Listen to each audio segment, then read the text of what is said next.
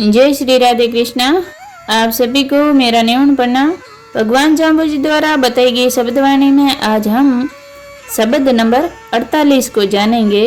जो राज गए राजेंद्र झुरे।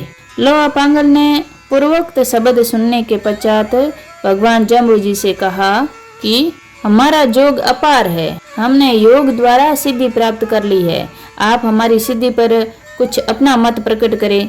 योगी के कथन को जान भगवान जाम्बुजी ने उसे यह शब्द कहा, ओम जो राज गए राजेंद्र झुरे, खोज गए ने खोजी, लाछ मुई गिर हायत झुरे, अर्थ बिहुणा लोगी, मोर झड़े कृष्ण भी झुरे, बींद गए ने जोगी, जोगी जंगम जपिया तपिया, जति तपी तक पीरूं।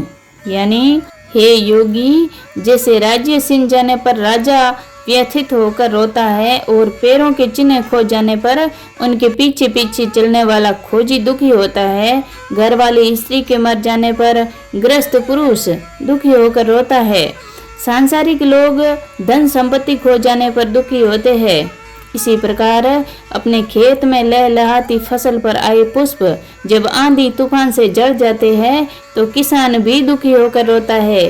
वैसे ही साधनारत योगी त्रिकुटी में लगे ध्यान बिंदु के खो जाने पर दुखी होकर जुड़ता है।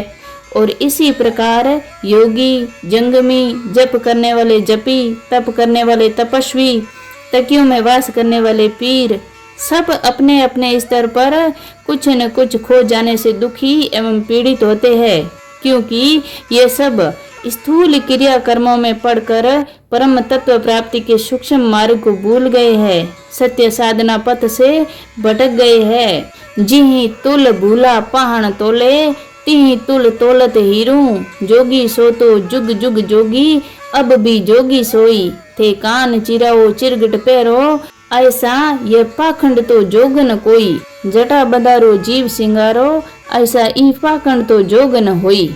यानी हे योग साधने के भ्रम में पड़े हुए योगी, जिस तराजू पर बड़े बड़े शिलाखंड, बड़े बड़े पत्थर तोले जाते हैं, तुम उस तुला पर हीरा तोलने की नासमझी कर रहे हो।